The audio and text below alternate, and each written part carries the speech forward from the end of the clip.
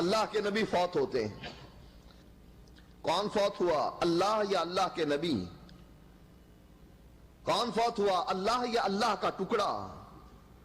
کون فوت ہوا اور کس کو مٹی میں دفن کیا گیا؟ کس کے لیے قبر کھودی گئی؟ لحد کس کے لیے بنی؟ کس کا جنازہ پڑھا گیا؟ کس کو قبر میں لٹکایا گیا اور دفن کیا گیا، مٹی ڈالی گئی؟ اللہ کو یا اللہ؟ ٹرو اسلام ایپ کو پلے اسٹور سے ضرور ڈاؤن لوڈ کیجئے اور شیئر کیجئے. چلیے آگے بڑھیے. اب ایک اعتراض ان کا اور سن لیں آپ. یہ بھی بڑا اچھا، بہت یعنی چن کے اعتراض لایا انہوں نے. سنیں انہیں آپ. کیا نبی صلی اللہ علیہ وسلم نور ہے؟ نبی کریم صلی اللہ علیہ وسلم کو بشریت سے خارج کرنے والا کافر ہے. یہ تمام اہل سنت والجماعت کا اجماع ہے. نبی صلی اللہ علیہ وسلم نور نہیں، نبی کریم صلی اللہ علیہ وسلم انسان ہیں، بشر ہیں، اولاد آدم ہیں، آدم کے بیٹے ہیں. خود اللہ کے نبی کے 4 بیٹے تھے، بیویاں تھیں، شادی ہوئی تھی، نکاح ہوا تھا. 4 بیٹیاں تھیں حضرت نبی صلی اللہ علیہ وسلم کے، نواسے ہوئے، نواسوں کے نواسے ہوئے، بیٹے پوتیاں ہوئیں. نور کے اولاد، نور کی شادی، نور کی بیوی، نور کی بیٹی، نور کا بیٹا نہیں ہوتا. اب کتنی بڑی دلیل لائے انہوں نے. نور کی اولاد ہی نہیں ہوتی. رسول کو اولاد تھی اس لیے نور نہیں ہے. تو اس کا جواب میں 2 باتیں عرض کروں گا. پہلی بات، اور رسول اللہ جب دنیا میں آئے نور بن کر آئے کہ بشر بن کر آئے؟ کیا بن کر آئے؟ بشر. تو اولاد جو ہوئی وہ بشر کو ہی، نور کو تھوڑی ہوئی. حقیقت نور ہے رسول کی. جیسے ہم انسانوں کی حقیقت مٹی، آگ، پانی، ہوا. ہوا کو اولاد ہوتی ہے، مٹی کو اولاد ہوتی ہے، پانی کو اولاد ہوتی ہے، آگ کو اولاد ہوتی ہے. جب چاروں مرکب بنتے اور انسان بنتا ہے اور اللہ اپنی جانب سے روح ڈالتا ہے، انسان بنتا ہے، انسان سے اولاد ہوتی ہے. کیفیت بدلتی ہے تو حکم بدلتا ہے. نبی نور تھے تو نبی کی اولاد نہیں تھی. اب بشر بن کے آئے تو بشریت کے اعتبار سے اولاد ہو گئی. ایک جواب. دوسرا جواب حدیث سے ہے. قرآن سے پوچھے کہ اے پروردگار تو نے کس کس کی تخلیق کن کن چیزوں سے کی، تو قرآن آپ کو واضح طور پہ بتائیں گا انسانوں کو ہم نے مٹی سے پیدا کیا، فرشتوں کو ہم نے نور سے پیدا کیا، جناتوں کو آگ سے، اور ایک اور مخلوق کا ذکر آئے گا، حوروں کو ہم نے نور سے بنایا. حوروں کی تخلیق کیسے ہوئی ہے؟ نور سے. اور حوریں کہاں ہیں؟ جنت میں. سننے کو سب پتا ہے، مطلب کی چیز سب پتا ہے. حوریں جنت میں ہیں، اپنے شوہروں کے انتظار میں. ترمذی شریف سیاستہ کی کتاب میں اللہ کے رسول فرماتے کہ پروردگار عالم جب جنتیوں کو جنت میں داخل کریں گا تو جنتیوں میں بعض وہ ہوں گے جو اولاد کی خواہش کریں گے. ترمذی کی حدیث ہے. کہیں گے رب کائنات دنیا میں ہم اولادوں سے دل لبھاتے تھے، اولادوں سے کھیلتے تھے. یہ وہ لوگ ہوں گے جن کو دنیا میں بچے بڑے اچھے لگتے ہیں. اب کچھ لوگوں کی فطرت ہوتی ہے اپنے بچوں کو بھی گود میں لیتے نہیں بیچارے، بچوں سے اتنی نفرت ہوتی ہے. تو بچوں سے پیار کرنا چاہیے. تو یہ وہ لوگ ہوں گے جن کو دنیا میں بچے بڑے پیارے لگتے تھے، بچوں کو دیکھ کے بڑے خوش ہوتے تھے. تو دنیا جنت میں ان کو بچے یاد آئیں گے. کہیں گے رب کائنات دنیا میں ہم بچوں سے دل لبھاتے تھے. تو اللہ کے نبی فرماتے، اللہ فرمائیں گا اپنے حوروں کے پاس جاؤ، ان سے قربت کرو، حوروں سے بچے پیدا ہوں گے. تب جاؤ رسول اللہ کی قبر مبارک پر پوچھو یا رسول اللہ نور سے بچے کیسے پیدا ہوں گے؟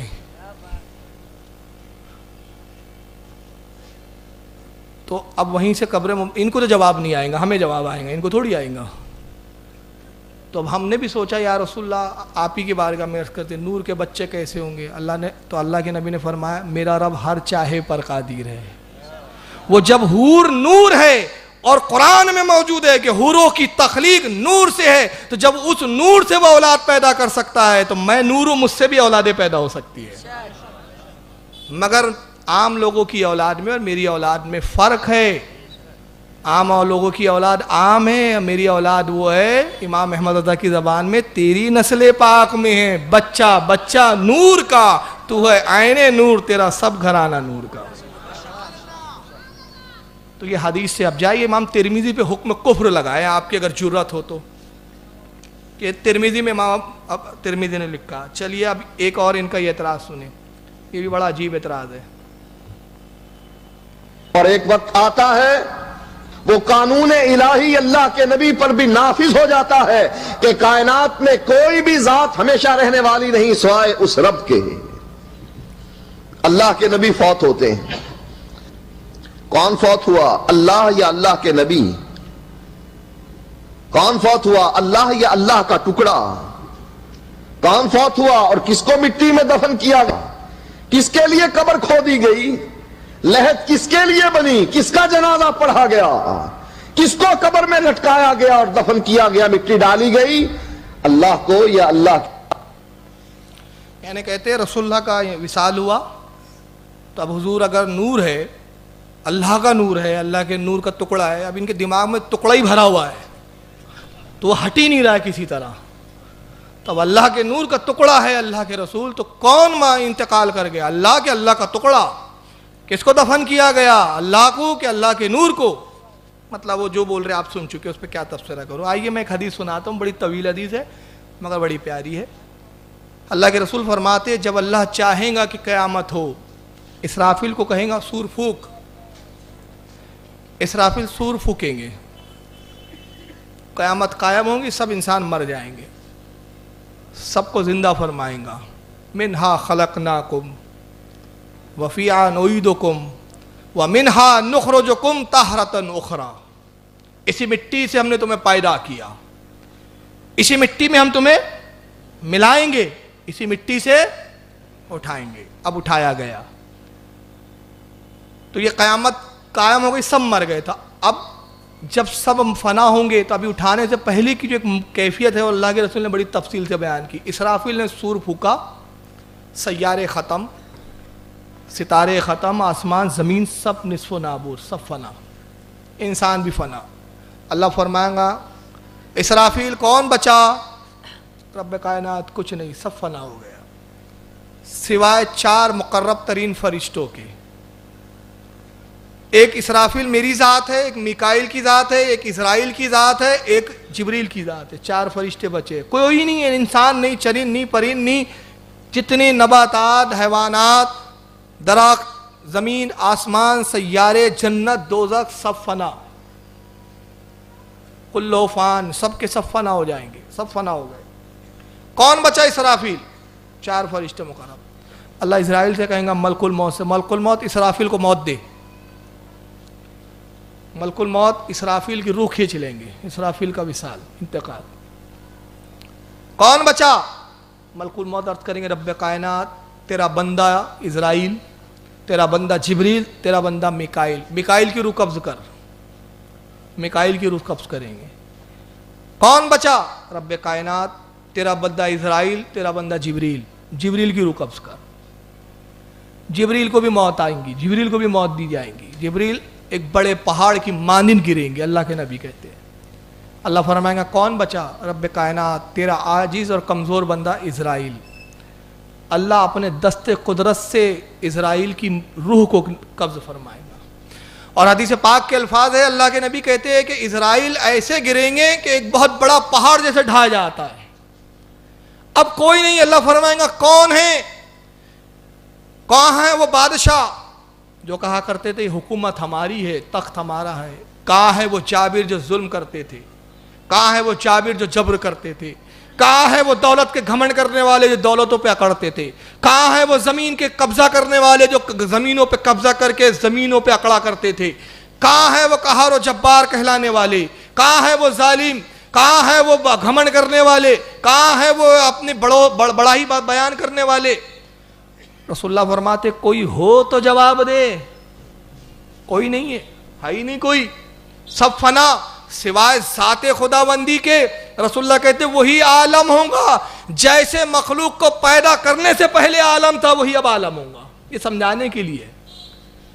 پھر اللہ فرمائے گا آج بادشاہی میرے لیے ہے، آج حکومت میرے لیے ہے، آج طاقت میرے لیے ہے. اللہ کے نبی فرماتے جب تک چاہیں گا یہ کیفیت رہیں گی، جب تک چاہیں گا. اللہ کو معلوم ہو کتنا عرصہ ہے. اب عرصہ بھی نہیں ہوگا کہ وقت کا ہی تعین نہیں, وقت کے لیے کوئی چیز اور پیمانہ ہی نہیں, سمجھانے کے لیے, عقل کے لیے, فہم کے لیے, جب تک چاہیں گا ایسا رہیں گا. اور پھر اللہ فرمائے گا کن فیکون, ہو جا, ہو جائیں گا, سب زندہ ہو گئے. فرشتے کون ہیں؟ کون ہے؟ کس سے تخلیق ہوئی فرشتوں کی؟ موت آئی کہ نہیں آئی؟ اب ان سے پوچھئے, فرشتے بھی نور سے, کون مرا جب فرشتے؟ میکائیل مرا, اللہ کا میکائیل. کون مرا؟ اسرافیل کے اللہ. اس سے بڑا جاہل نہیں ہے روئے زمین پر کوئی. ارے بھائی یہاں نور اللہ کا ٹکڑا ہی نہیں ہے, وہ بھی مخلوق ہے. رسول اللہ کا نور بھی مخلوق ہے, اور رسول اللہ اللہ کے نور کا ٹکڑا اور حصہ نہیں ہے. تو جب یہ طے ہو چکا تو اللہ کے سوا ہر چیز کو فنا ہونا ہے. کل سن ذائقۃ الموت, ہر نفس کو, ہر جاندار کو موت کا مزہ چکھنا ہے, تو ہر موت کا مزہ ہر جاندار کو چکھنا ہے. تو جتنی نور ہو, چاہے فرشتے ہو, سب نفس ہے یہ, اور اللہ نفس نہیں ہے. تو بہرحال یہ اعتراض بھی ان کا بڑا عجیب ہے کہ رسول اللہ کا وصال ہو گیا, تو انہوں نے کہہ دیا کہ رسول اللہ کا وصال ہو گیا تو معاذ اللہ ثم معاذ اللہ کون مرا. اچھا, یہ ان کا عقیدہ ہے کہ نبی مر گئے, ہمارا عقیدہ ہے نبی زندہ ہے. اس کے لیے حدیث کی کتابیں ہیں. امام بہقی رحمۃ اللہ تعالیٰ علیہ نے حیات الانبیاء ایک پوری کتاب لکھی, اس کا میں نے الحمدللہ ترجمہ بھی کیا ہے. امام جلال الدین سیوطی نے پوری کتاب لکھی, اور بخاری مسلم میں کثرت کے ساتھ حدیث ہے کہ اللہ کے نبی صاف فرماتے ہیں, لوگوں پروردگار نے زمین پر حرام کر دیا کہ انبیاء کے جسموں کو کھائے. انبیاء اپنی قبور میں زندہ ہوتے ہیں اور نماز پڑھتے ہیں. اور ایک مقام پہ فرمایا ان کو رزق دیا جاتا ہے, رزق بھی ملتا ہے. نبی کیسے حیات ہے, میں ایک نقطہ بتاتا چلوں, اس سے آپ نبی کی حیات کو سمجھ لیں کہ نبی زندہ ہے. وعدہ الہی کے تحت, اللہ کا وعدہ ہے, اللہ کی قدرت ہے, اللہ کی حکمت ہے, حکمت وعدہ الہی کے تحت رسول اللہ کو ایک آن کے لیے موت آئی, اور پھر آپ کو حیات ویسی ہی حیات عطا فرما دی گئی. آپ اپنے جسم کے ساتھ سلامت ہے. اب اس پہ حدیث بیان کرنے کے لیے ایک الگ سیشن چاہیے, ایک میں بحث بات کرتے گزر جاؤں تاکہ آپ نبی کی حیات کو سمجھ لیں کہ نبی کیسے حیات ہے. بخاری شریف کی حدیث ہے کہ اللہ کے رسول کہتے ہیں سرکار صلی اللہ علیہ وسلم, بندے کا جب انتقال ہوتا ہے تو بندہ جس چیز کو محبوب رکھتا ہے اس کی روح وہیں رکھ دی جاتی ہے. بعض بندے وہ ہیں سرکار کہتے ہیں جن کا دل مسجدوں میں لگتا ہے تو ان کی روح مسجدوں میں طاقوں میں رکھی جاتی ہے. بعض بندے وہ جو کعبۃ اللہ سے محبت کرتے ہیں, مومن کی بات ہو رہی ہے, کافر کی نہیں, تو بندے مومن کی روح کعبۃ اللہ میں رکھ دی جاتی ہے. بعض بندے وہ ہوتے ہیں جنہیں جنت سے محبت ہوتی ہے, جنت کی طلب ہوتی ہے, روح جنت میں رکھ دی جاتی ہے. بعض بندے وہ ہوتے ہیں جن کی روح بیت المقدس کی محبوب ہوتی ہے تو بیت المقدس میں رکھ دی جاتی ہے. یہ بڑی طویل حدیث ہے. اللہ کے نبی نے ان جگہوں کے نام بنام بتایا, یہاں رکھ دی جاتی ہے, یہاں رکھ دی جاتی ہے, اور فرمایا لوگوں تمہاری روحیں تمہارے جسم سے نکال کر بہتر مقام میں منتقل کر دی جاتی ہے. بیت المقدس انسان سے بہتر, کعبہ انسان سے بہتر, مسجد نبی انسان سے بہتر,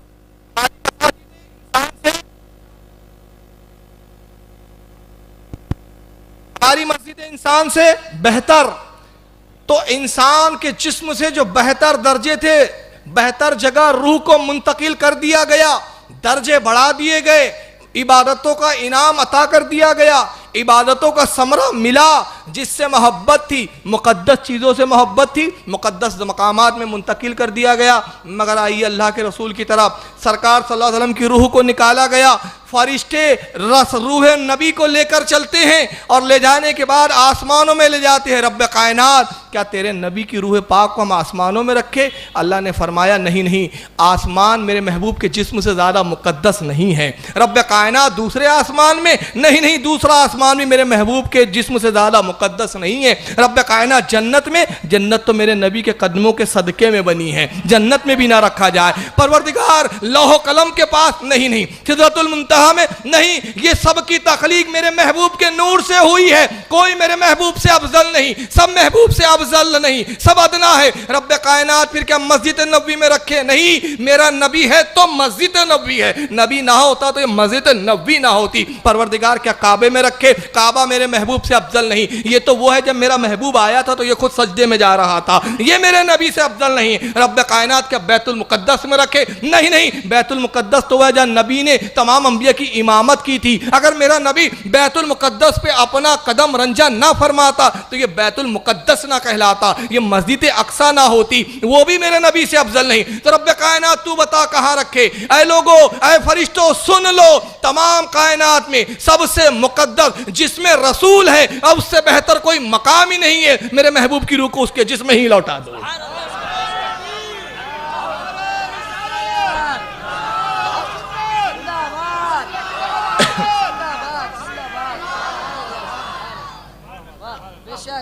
اور اگر تمہیں دعویٰ ہو تو نبی کے جسم سے مقدس چیز بتاؤ کیا ہے. تو نبی کی روح جس میں نبی میں موجود ہے. اور کیسی موجود ہے؟ ارے چھوڑیے یار, ہم اپنی کتابیں سنائیں گے تو بہت ٹائم لگ جائے گا. جلاء الافہام اٹھائیے ابن قیم کی.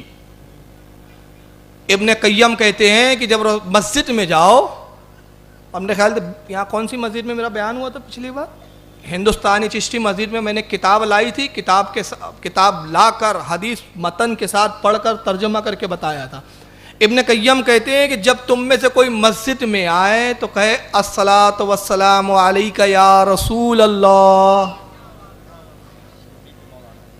ابن قیم نے لکھا ہے جلاء الافہام میں. اور اس کے بعد کہتے ہیں اس لیے کہ مسجد میں اللہ کے رسول صلی اللہ تعالی وسلم کی روح پاک موجود رہتی ہے.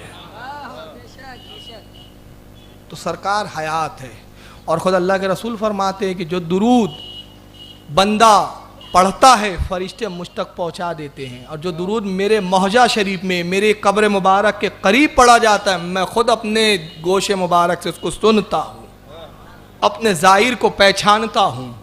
اور یہ نہیں بلکہ یہاں سراتن حدیث ہے کہ رسول اللہ فرماتے ہیں اے لوگو, یہ بخاری کی حدیث ہے اور یہ بھی میں نے ہندوستانی چشتی مسجد میں متن کے ساتھ پڑھی تھی. بخاری, امام بخاری کٹر بریلوی, یاد رکھ لیں اس لفظ کو, بریلوی, ہاں بریلوی تھے بھائی امام بخاری, کیونکہ جو عقیدہ امام بخاری کا وہی مولانا احمد رضا کا ہے. اگر اس عقیدے کا نام ہی بریلویت ہے تو سب سے پہلا بریلوی امام بخاری ہے. امام بخاری لکھتے ہیں حدیث پاک بخاری شریف میں کہ اللہ کے نبی فرماتے لوگو کل رات میری تمام امت میری نگاہوں کے سامنے پیش کی گئی, جس طرح آدم کے سامنے ان کی قیامت تک کی آنے والی نسلوں کو پیش کیا گیا تھا. اب اس کے بعد کا جملہ کتنا پیارا ہے. انس ابن مالک اس حدیث کے راوی ہے. تو انس ابن مالک کہتے ہیں کہ رسول اللہ پھر فرماتے لوگوں میں اپنے ہر امتی کو, قیامت تک کے ہر امتی کو, کیا جملے ہیں, قیامت تک کی امت پیش کی گئی, یعنی قیامت تک اس میں ہم بھی, ہمارے بعد جو آئیں گے وہ بھی, ہم سے جو پہلے گزرے وہ بھی, قیامت تک کی امت میری نگاہوں کے سامنے پیش کر دی گئی. میں اپنے ہر امتی کو ایسے پہچانتا ہوں جیسے باپ اپنے بیٹے کو پہچانتا ہے. تو پہچانیں گے کب, جب موجود ہوں گے نا, تبھی دیکھیں گے نا. قیامت تک امت آئیں گے, قیامت تک رسول کا موجود ہونا ضروری. اور اس کے بعد فرمایا لوگو میں اپنے امت کے ایک ایک فرد کو جانتا ہوں, کون کہاں مرے گا, کون کہاں کیا کرے گا, سب جانتا ہوں. منافقین نے کہا, کیا کہا, یہ اس وقت کے وہابی تھے, کہا محمد کہتے ہیں کہ میں اپنی امت کو پہچانتا ہوں, ہمارے دل میں کفر چھپائی ہم کوئی نہیں پہچانتے, ہمارے چھپے کفر کوئی نہیں پہچانتے.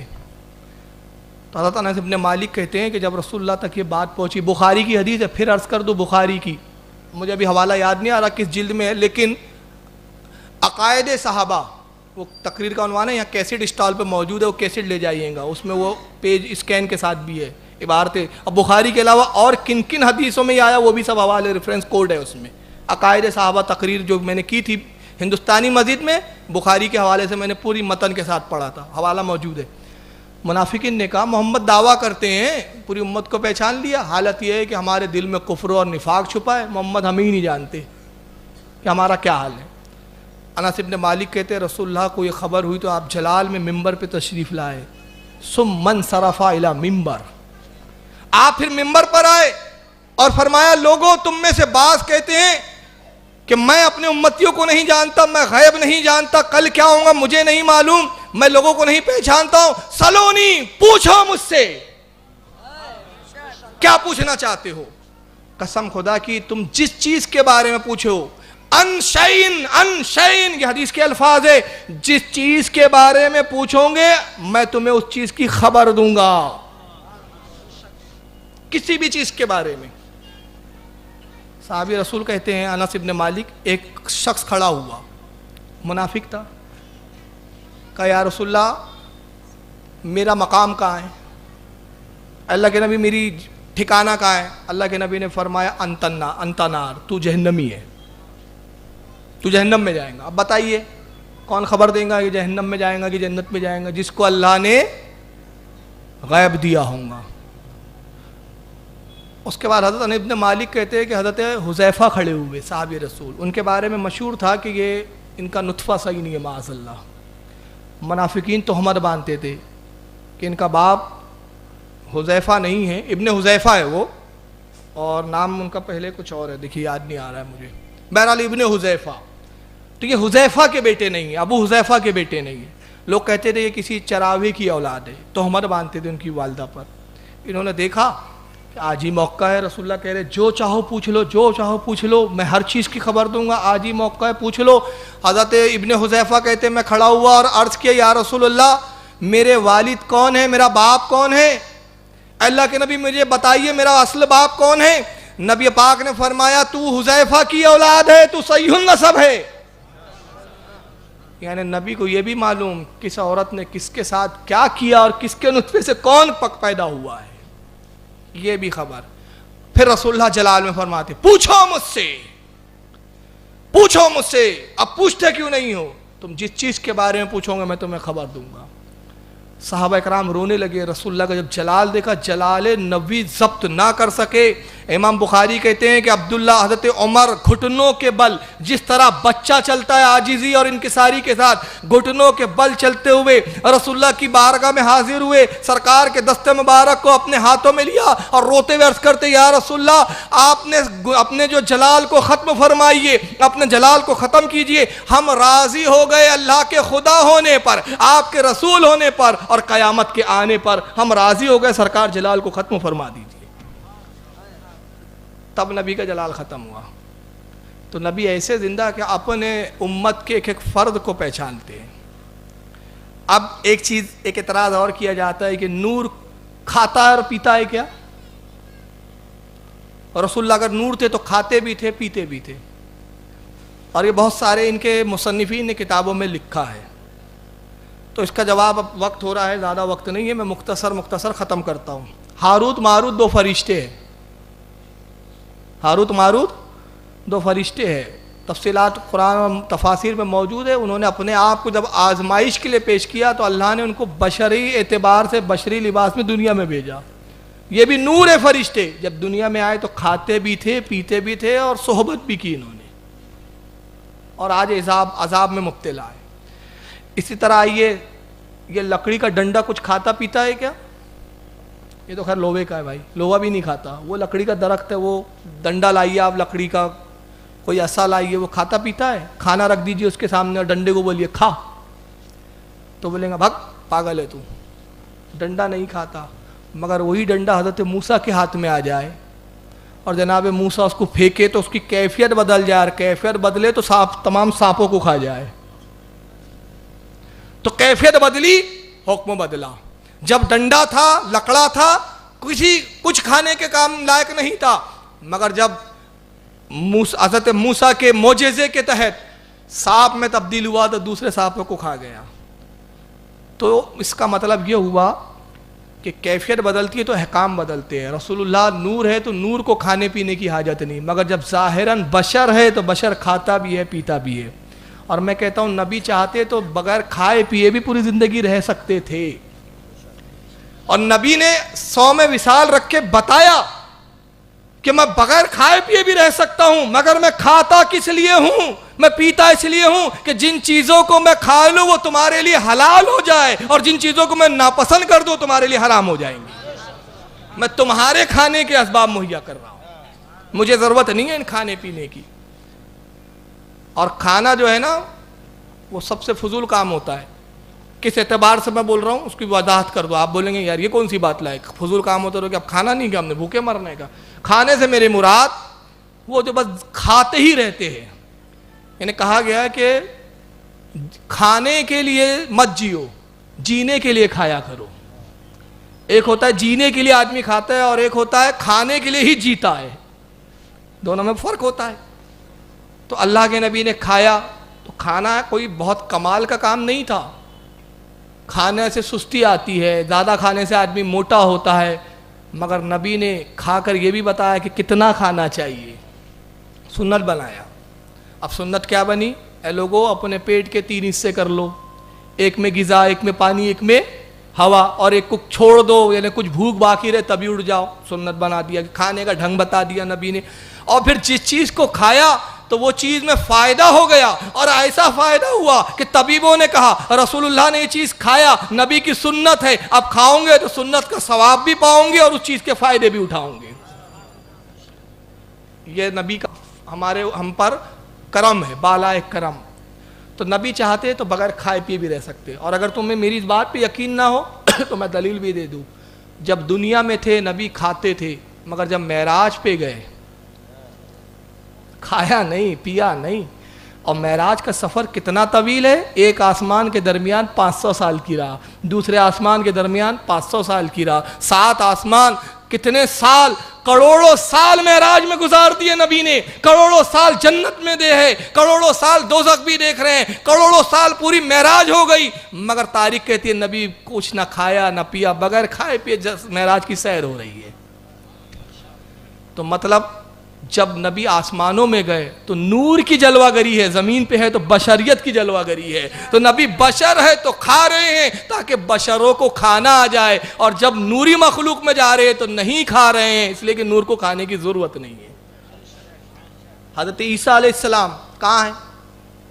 آسمانوں میں. کب سے ہے؟ سرکار کی ولادت سے 600 سال پہلے. ابھی چل رہا 1400 ہجری, 14 میں 6 ملا دیجئے, کتنے سال ہو گئے؟ 2000 سال سے حضرت عیسیٰ آسمانوں میں اور کچھ کھا رہے ہیں نہ پی رہے ہیں, جسم کے ساتھ ہے, وصال نہیں ہوا. تو عیسیٰ بغیر کھائے پیے کیوں ہے؟ اس لیے کہ وہ مقام نورانیت کی جلوہ گری کا ہے, یہ مقام بشریت کی جلوہ گری کا ہے. مقام بدلتے تو احکام بدل جاتے ہیں. تو نبی زمین پر آئے تو کھایا پیا بھی. چلیے اب آئیے ایک اور دلیل یہ چھٹ پئیوں کو سکھاتے ہیں. اپنے اپنے چھوٹے چھوٹے, بیٹا کوئی بھی ملے تو یہ اعتراض کر دینا, رسول اللہ نور تھے تو آپ کے احد میں دندان مبارک کیوں شہید ہوئے؟ سرکار کو زخم آئے جنگوں کے اندر تو نور کا کیا خون نکلتا ہے؟ یہ سب اعتراض ویڈیو میں ہے, کیونکہ وقت ہو رہا ہے, کچھ سوالات بھی ہے, تو میں اعتراض زبانی سنا دے رہا ہوں. انشاءاللہ ویڈیو جب آئیں گی کیسٹ تو ان کے اعتراض مکس ہو جائیں گے اس میں زبانی سنا دے رہا ہوں ان کے اعتراض. جنگ احد میں سرکار کا دندان مبارک شہید ہوا, خون نکلا, خون جاری ہوا, کیا نور کا خون نکلتا ہے؟ کیا نور زخمی ہوتا ہے؟ نور کو کیا نقصان پہنچتا ہے؟ اچھا صاحب چلیے, تو میں تو عرض کر چکا 2 حیثیتیں, بشری اور نوری. یہ لوازمات بشر کے ہیں, نور کے نہیں ہیں. حالت بدلتی تو حکم بدلتا ہے. آئیے مشکات کھولیے. مشکات میں مسلم کے حوالے سے حدیث موجود ہے. صاحب مشکات نے امام مسلم سے, صحیح مسلم سے نقل کیا, حضرت موسیٰ کے پاس ملک الموت آتے ہیں. کس شکل میں؟ انسان کی شکل میں آئے. کہا موسیٰ میں تیری روح قبض کرنے آیا ہوں. موسیٰ نے اٹھایا, دھاڑ کر کے ایک تماچا دیا. جلال تھا موسیٰ علیہ السلام کو, اور کتنا جلال تھا معلوم, اس پہ بات یاد آ رہی ہے. تمام پیغمبروں میں حضرت موسیٰ علیہ السلام بڑے جلالی تھے, بڑا جلال میں رہتے تھے, ہمیشہ تعاون میں غصے میں رہتے تھے. سرکار خود فرماتے میں معراج پہ گیا تو میں نے دیکھا کہ موسیٰ اللہ سے ہم کلام ہے, اور بات تو تڑاک سے کر رہے ہیں, تو نے ایسا کیا, تو ایسا ہے, تو نے وہ کیا, تو نے. سرکار کہتے ہیں میں نے ڈانٹا, اے موسیٰ یہ کوئی لہجہ ہے اللہ سے بات کرنے کا؟ تو اللہ نے وہی فرمائی, محبوب جانے دیجئے, موسیٰ کا یہی انداز ہمیں بڑا پسند ہے, جانے دیجئے, سب کی اپنی اپنی ادائیں ہیں, سب اللہ کے محبوب ہیں. کہا موسیٰ کو چھوڑ دیجئے, یہی انداز ان کا ہمیں پسند ہے. تو بڑے جلالی تھے. اب ملک الموت انسانی شکل میں آئے تھے. حضرت موسیٰ نے کہا میری موت کی بات کر رہا ہے, میں نبی. ایک تماچا رسید کیا. اللہ کے رسول فرماتے ہیں, مسلم کی حدیث ہے, ملک الموت کی آنکھ باہر نکل گئی. ملک الموت نے آگ اٹھایا اور اللہ کی بارگاہ میں حاضر ہوا, رب کائنات تیرے موسیٰ کلیم نے یہ حال کیا ہے میرے ساتھ. ارشاد فرمایا کس صورت میں گیا تھا؟ انسان کی. کہا تجھے انسان کی شکل میں نہیں جانا چاہیے تھا.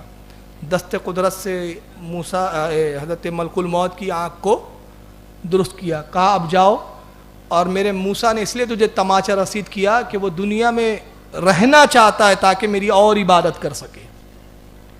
اس کا دل دنیا میں.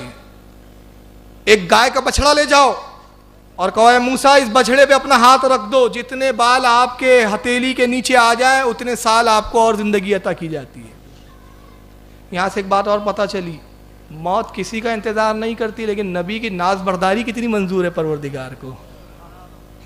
یہ تو موسیٰ تھے کہ اتنی مہلت, کتنی مہلت کہ یہ جتنے بال آپ کے ہاتھ کے نیچے آ جائے اتنی زندگی.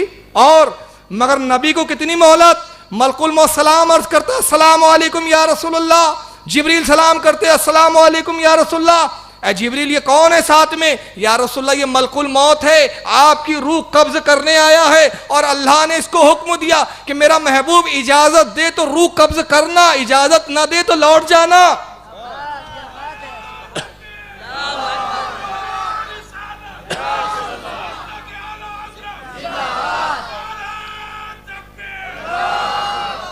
تو اگر نبی ہمارے جیسے بشر, قل انما انا بشر مثلکم کا یہی مطلب ہے, تو جب ملک الموت آئے تو بولنا کل آنا. بولیں گا ابھی لے جاتا ہوں تیرے کو, تو تیرا تو ٹیٹوا دبانے ابھی آیا ہوں. سمجھ رہے آپ؟ چلے ہیں نبی سے برابری کرنے, اور وہی آیت رٹ لی ایک, وہ ہزاروں. اس پر مجھے علامہ ارشد القادری کا جملہ بڑا پیارا یاد آ رہا ہے. اللہ تعالیٰ ان کی قبر مبارک پہ نور کی برسات کرے. اہل سنت کے مجاہد اور بہت بڑے مناظر تھے وہ, اچھوں کی بولتیاں بن کی انہوں نے. علامہ ارشد القادری ایک مناظرے میں فرماتے, ایک مناظرہ ہو رہا تھا, علم غیب پہ مناظرہ تھا, 3 دن کا مناظرہ, غالباً جمشید پور کا مناظرہ تھا. اور اس میں ہمارے ناگپور کے ایک مولانا کے والد کٹر وہابی تھے, وہ اسی مناظرے سے سنی ہوئے توبہ کر کے پھر اپنی اولاد کو عالم بنایا. وہ مولانا زندہ ہے اور آج ان کے دانت کھٹے کرتے پھر رہے ہیں. تو اب ہوا یہ کہ وہ 3 دن کا مناظرہ, 2 دن دوسرے دن میں جھگڑا ہو گیا, ماحول ٹینشن میں ہو گیا. 144 کی دھارا لگا دی پولیس نے, کہا مناظرہ روک دو. اب مناظرہ بالکل آخری کگار پر تھا, بالکل اینڈنگ. تو دونوں طرف کی کمیٹیوں نے کہا کہ پولیس سے کہا کہ آپ پرمیشن دیجئے. تو پولیس نے کہا لا اینڈ آرڈر کو ہم خطرے میں نہیں ڈال سکتے, رسک نہیں لیا جائے گا, ٹینشن کریٹ ہو رہا ہے, دنگا ہو جائے گا. بہت جب پولیس کمشنر کی خوشامد کی تو پولیس کمشنر اتنی بات پہ راضی ہوا کہ ٹھیک ہے, کل 15 منٹ آپ اپنے اسٹیج سے جو بولنا چاہتے بول دیجئے. اپنی عوام کو جو سمجھانا ہے 15 منٹ آپ کے لیے, 15 منٹ آپ کے لیے, اس سے زیادہ کا ٹائم نہیں, اور کوئی اختلافی آپ بات نہیں کریں گے. کہا چلو ٹھیک ہے. اسٹیج لگا, ادھر سے صاحب کھڑے ہوئے دیوبند کے مولانا, کہا پہلے ہم بولیں گے. ان کو لگا ہم بولیں گے پھر ہم چلے جائیں گے تو مجمع ویسے ہی چھٹ جائے گا. تو علامہ بہت چالاک تھے, کہا پہلے تم ہی بولو. کھڑے ہوئے, کہا حضرات آپ نے مناظرے میں سنا, ہم نے دلیل دی, رسول اللہ کو یہ نہیں معلوم تھا, ہم نے یہ حدیث پیش کی. رسول اللہ کو یہ نہیں پتا تھا, ہم نے قرآن کی یہ آیت پیش کی. رسول اللہ یہ نہیں جانتے تھے, ہم نے یہ بتایا. رسول اللہ اس سے ناواقف تھے, ہم نے یہ دلیل دی. رسول اللہ کو کچھ عطا پتہ نہیں تھا, یہ دلیل تھی. جتنا 2 دن سبق سنایا تھا وہی پورا سنا دیا. علامہ کھڑے ہوئے, کہا حضرات جو کچھ 2 دن میں دلیلیں دینا تھا, کہنا تھا, کہہ چکا. 15 منٹ بہت ہوتے, میں صرف 2 منٹ لوں گا آپ کے, اور اللہ نے توفیق دی تو یہ 2 منٹ 2 صدیوں پر بھاری ہوں گے آپ کے لیے. اور اللہ جس کو توفیق دے, یہ 2 منٹ کے الفاظ اس کو ہدایت کے لیے کافی ہے. علامہ 2 منٹ میں کیا کہتے سنیں جملہ, اور ہزاروں کی تعداد میں اس مناظرے میں لوگوں نے توبہ کی تھی. علامہ نے کہا سنا آپ نے 2 دن سے, یہ 2 دن سے قرآن لا رہے ہیں, حدیث لا رہے ہیں, کہہ رہے ہیں نبی کو یہ نہیں معلوم تھا, نبی کو یہ نہیں معلوم تھا, اور ہم 2 دن سے یہ لا رہے ہیں. نبی یہ بھی جانتے تھے, نبی کو یہ بھی پتا تھا, نبی کی یہ بھی شان تھی, نبی کی یہ بھی عظمت تھی. تو جو قوم اپنے نبی کی عظمت بتا رہی ہے وہ حق پر ہے, یا جو نبی کے عیب ڈھونڈ ڈھونڈ کے لا رہی ہے وہ حق پر ہے. فیصلہ آپ کو کرنا ہے.